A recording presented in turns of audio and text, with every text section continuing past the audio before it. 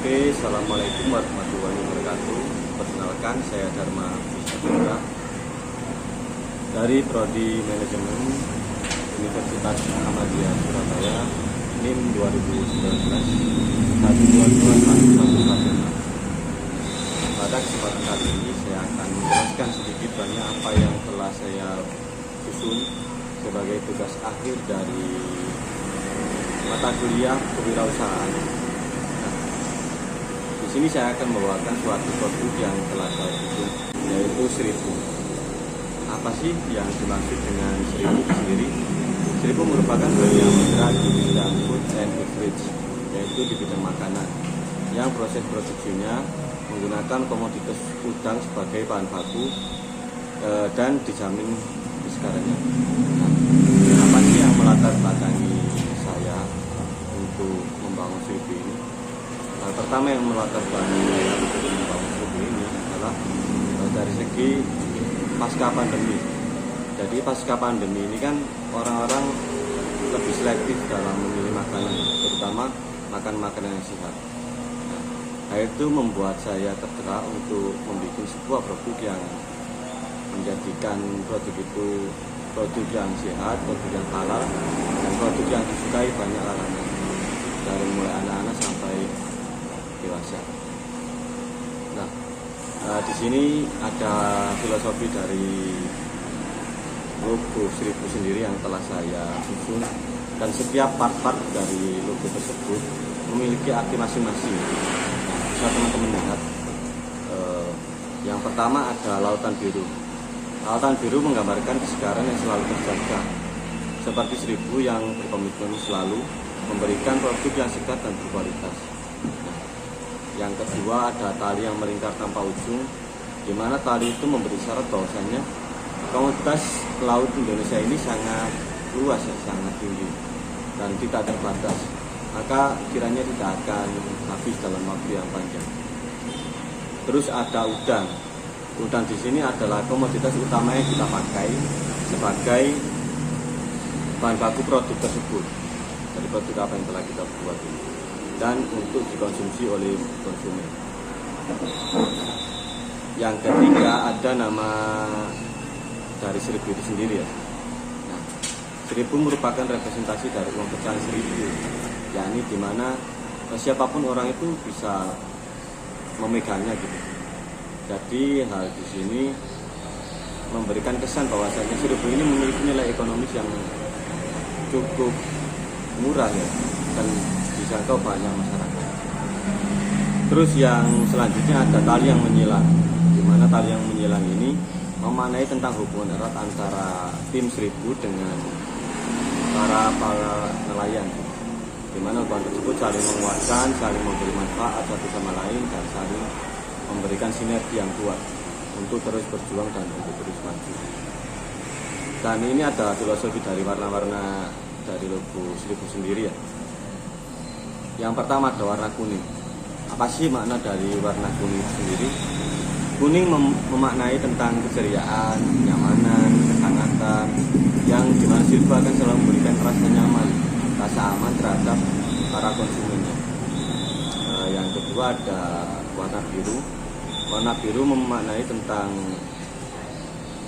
kesegaran, profesionalitas, dan serta kepercayaan, di mana seribu akan selalu memberikan produk yang fresh, produk yang berkualitas, dan seribu akan terus menjaga kepercayaan pelanggan untuk relationship customer. Ini saya akan melanjutkan pembahasan mengenai bisnis model kanvas. Bisnis model kanvas atau biasa disebut orang-orang menyebutnya BMC merupakan strategi manajemen bisnis yang di dalamnya terdapat visual art dan terdapat 9 elemen di dalamnya yang memiliki hubungan satu sama lain antar elemen tersebut. Nah, untuk penjelasan yang lebih lanjut, di sini saya sudah menyediakan BMC dari produk seribu.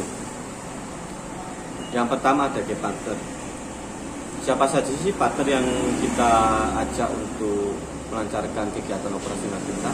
Yang pertama ada nelayan, dan pengepul, terus ada warga sekitar, dan pemilik toko.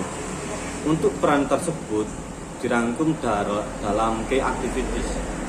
Nah, key activities ini merangkum apa saja sih peran-peran dari key partner kita. Yang pertama, nelayan dan pengepul itu berperan untuk pembelian bahan baku berupa komoditas utang dan ataupun komoditas lain demi menjaga kesegarannya. Jadi komitmen kita untuk menjaga kesegaran itu dengan cara kita mengambil langsung dari nelayan. Yang kedua, warga sekitar ya. Peran warga sekitar di situ adalah membantu proses produksi kita ya, dari bahan baku yang mentah sampai produk yang sudah jadi wajar. Dan yang ketiga atau yang keempat itu pemilik toko retail. Peran dari toko retail ini sendiri ini memiliki peran di segi distribusinya dengan memasarkan produk tersebut. Yang ketiga ada key resource, yakni apa saja sih sumber daya yang kita butuhkan untuk kegiatan operasional perusahaan. Yang utama mesti bahan baku ya, karena gimana bahan baku ini sendiri kan bagian komponen penting untuk membentuk produk ya. Yang kedua yang tidak kalah penting adalah alat produksi. Alat produksi ini menunjang bagaimana bahan baku yang belum jadi ini menjadi diproses untuk menjadi produk yang siap jual. Nah, yang ketiga mesinnya kan sudah ada mesin, sudah ada bahan baku. Tentunya harus ada SDM, yaitu karyawan. Karyawan ini sendiri memiliki peran untuk membuat, jadi dari warga sekitar tadi ya sebagai karyawannya. Dan yang tak kalah penting, modal, karena modal itu sendiri kan digunakan untuk membeli bahan baku, alat produksi, dan membayar karyawan. Yang selanjutnya, di sini saya akan menjelaskan dari sisi value proposition, channels, customer segment, dan customer relationship. Yang pertama, value proposition. Di sini saya tulis apa sih nilai tambah yang kita berikan untuk customer kita. Yang pertama, bahan yang kita sediakan, bahan yang kita ambil dan kita produksi ini adalah bahan yang segar, yang dijaga kesegarannya. Kita berkomitmen dengan Seribu untuk menjaga kesegaran produk, untuk menjaga kesegaran bahan baku agar tercipta produk yang sehat. Yang kedua, kita memiliki nilai tambah dengan varian yang banyak, entah itu dari segi produk ataupun rasa. Yang ketiga dari segi harga. Jadi harga itu sendiri kita atur dan kita mencari bahan baku yang lebih murah, bahan baku yang bisa dijadikan terus menerus agar nantinya tercipta produk yang murah. Oke, yang selanjutnya ada channels ya. Jadi channels ini sendiri memiliki peran untuk bagaimana sih cara kita mendistribusikan barang itu sendiri. Yang pertama ada media sosial, yang kedua ada e-commerce, yang ketiga ada objek atau retail yang sudah disebutkan. Untuk customer segment itu sendiri, siapa sih customer segmen dari produk kita itu sendiri? Yang pertama ada anak-anak sampai dewasa, karena hampir semua orang itu menyukai makan makanan yang sehat ya, terutama pasca pandemi. Terus bagaimana sih cara untuk menjaga hubungan kita antara pelanggan dengan kita? Yang pertama yang akan kita lakukan adalah follow up kegiatan perusahaan seperti promo dan diskon. Jadi kita melakukan follow up bagaimana cara kita karyawan distribusikan barang itu sendiri. Ketika kita memiliki kegiatan yang kedua dari e-commerce, kedua mendorong loyalitas atau retail yang lebih luas.